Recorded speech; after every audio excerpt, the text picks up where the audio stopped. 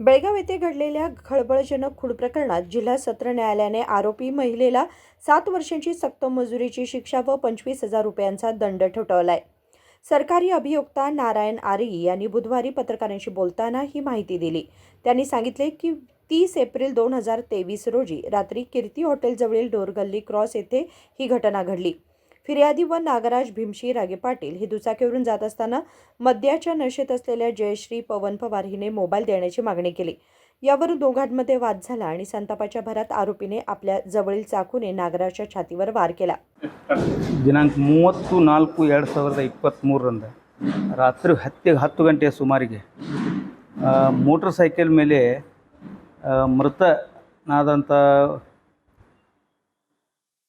ನಾಗರಾಜ್ ಭೀಮ್ಸಿ ರಾಗಿ ಪಾಟೀಲ್ ಮತ್ತು ಆತನ ಸ್ನೇಹಿತ ನಾಗೇಂದ್ರ ಕುಕ್ಕುಡೊಳ್ಳಿ ಇಬ್ಬರು ಒಂದೇ ಊರಿನವರು, ತಾರಿಹಾಳ ಗ್ರಾಮದವರು, ಒಂದೇ ಊರಿನವರು.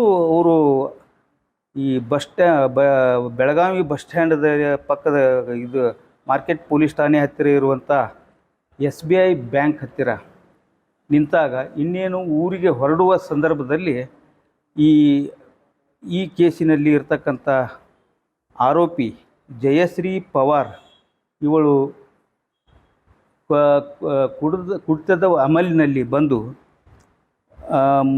ಮೃತ ನಾಗರಾಜ್ ರಾಗಿ ಪಾಟೀಲ್ ಈತನಿಗೆ ಒಂದು ಮೊಬೈಲ್ ಕೊಡು ನನಗೆ ಅಂಥೇಳಿ ಹೇಳಿದಾಗ ಆತ ನಿರಾಕರಿಸಿದಾಗ ಮತ್ತು ಪ್ರಶ್ನೆ ಮಾಡಿದಾಗ, ನಾನು ಯಾಕೆ ನಿನಗೆ ಮೊಬೈಲ್ ಕೊಡಬೇಕು ಅಂತ ಪ್ರಶ್ನೆ ಮಾಡಿದಾಗ ಸಡನ್ನಾಗಿ ಒಮ್ಮಿಂದೊಮ್ಮೆಲೆ ಆತನ ಮೇಲೆ ಕೋಪಗೊಂಡು ಕೈಯಲ್ಲಿರ್ತಕ್ಕಂಥ ಚಾಕುವಿನಿಂದ ಆತನ ಎದೆಯ ಭಾಗಕ್ಕೆ ಬಲವಾಗಿ ಚುಚ್ಚಿದಾಗ ಆತ ಕೆಳಗೆ ಬಿದ್ದು ರಕ್ತಸ್ರಾವವಾಯಿತು. ನಂತರ ಆತನನ್ನು ಅವನ ಗೆಳೆಯ ನಾಗೇಂದ್ರ ಕುಕ್ಕುಡೊಳ್ಳಿ ಹಾಗೂ ಆತನ ಅಲ್ಲಿ ಸ್ಥಳದಲ್ಲಿರ್ತಕ್ಕಂಥ 4 ಜನರು ಸೇರಿಕೊಂಡು ಗಾಯಾಳು ನಾಗರಾಜ್ ರಾಗಿ ಪಾಟೀಲ್ನನ್ನು ಜಿಲ್ಲಾ ಆಸ್ಪತ್ರೆಗೆ ಸಾಗಿಸ್ತಾರೆ. ಅಲ್ಲಿ ಉಪಚಾರ ಹೊಂದಿರ್ತಾರೆ. ರಾತ್ರಿ 11-15 ಗಂಟೆ ಸುಮಾರಿಗೆ ಉಪಚಾರ ಫಲಿಸದೆ ಆತ ತೀರಿಕೊಂಡಿರ್ತಾನೆ. ನಂತರ ನಾಗೇಂದ್ರ ಕುಕ್ಕುಡೊಳ್ಳಿಯವರು ಠಾಣೆಗೆ ಬಂದು ಒಂದು ದೂರನ್ನು ಸಲ್ಲಿಸ್ತಾರೆ. ಆ ದೂರಿನ ಆಧಾರದ ಮೇಲೆ ಪೊಲೀಸರು ತನಿಖೆ ಕೈಗೊಂಡು ಈ ಪ್ರಕರಣದಲ್ಲಿರ್ತಕ್ಕಂಥ ಜಯಶ್ರೀ ಪವಾರ್ ವಿರುದ್ಧ ಕಲಂ 302, 504 IPC ನೇತರ ಅಡಿಯಲ್ಲಿ ದೋಷಾರೋಪಣಾ ಪತ್ರವನ್ನು ಸಲ್ಲಿಸ್ತಾರೆ. ಈ ಪ್ರಕರಣದಲ್ಲಿ ಒಟ್ಟು 33 ಸಾಕ್ಷಿದಾರರನ್ನು ಪೊಲೀಸರು ಹಾಕಿರ್ತಾರೆ. ಅದರಲ್ಲಿ 15 ಜನ ಸಾಕ್ಷಿದಾರರನ್ನು ವಿಚಾರಣೆಗೆ ಕೈಗೆತ್ತಿಕೊಳ್ಳಲಾಯಿತು ಮತ್ತು 15 ಸಾಕ್ಷಿದಾರರ ವಿಚಾರಣೆಯನ್ನು ಸಂಪೂರ್ಣವಾಗಿ ಪರಿಶೀಲಿಸಿದ ನಂತರ ಮತ್ತು ವಾದ ವಿವಾದವನ್ನು ಆಲಿಸಿದ ನಂತರ ಮಾನ್ಯ ನ್ಯಾಯಾಲಯವು ಸದರಿ ಆರೋಪಿತಳಿಗೆ ಈ ಪ್ರಕರಣದಲ್ಲಿರ್ತಕ್ಕಂಥ ಗುನ್ನೆ ಕಬೂಲಾಗಿದ್ದರೆ ಇದು ಸಾಬೀತುಪಡಿಸಿದ್ದರಿಂದ ಅವಳ ವಿರುದ್ಧ ನ್ಯಾಯಾಲಯದ ನ್ಯಾಯಾಧೀಶರಾದ ಮಾನ್ಯ ಶ್ರೀ ಮಂಜುನಾಥ್ ನಾಯಕ್ ಸಾಹೇಬರು ಅವರಿಗೆ ಶಿಕ್ಷೆ ವಿಧಿಸಿ 7 ವರ್ಷ ಶಿಕ್ಷೆ ವಿಧಿಸಿ ತೀರ್ಪು ನೀಡಿರುತ್ತಾರೆ. ಅಲ್ಲದೆ 25,000 ರೂಪಾಯಿ ದಂಡವನ್ನು ಕೂಡ ವಿಧಿಸಿರುತ್ತಾರೆ.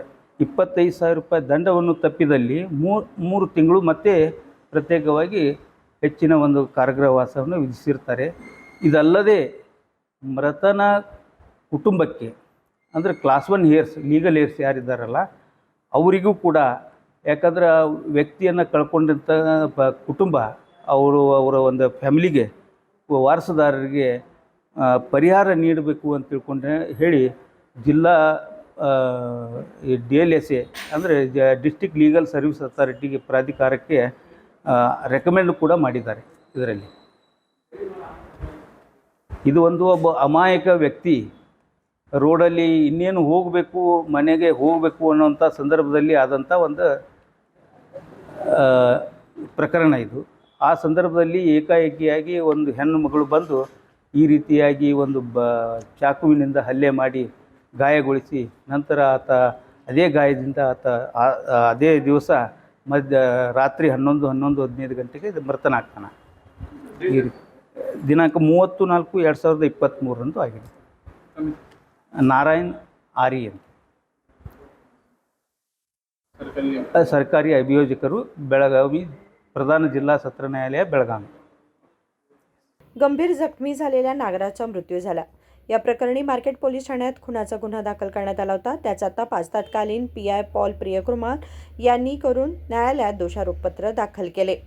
प्रकरणाची सुनावणी पूर्ण झाल्यानंतर प्रमुख जिल्हा व सत्र न्यायाधीश मंजुनाथ नायक यांनी आरोपी जयश्री पवन पवार हिला 7 वर्षांची शिक्षा आणि 25,000 रुपयांचा दंड ठोठावला. विनोद कोलकार, KMM मराठी, बेळगाव.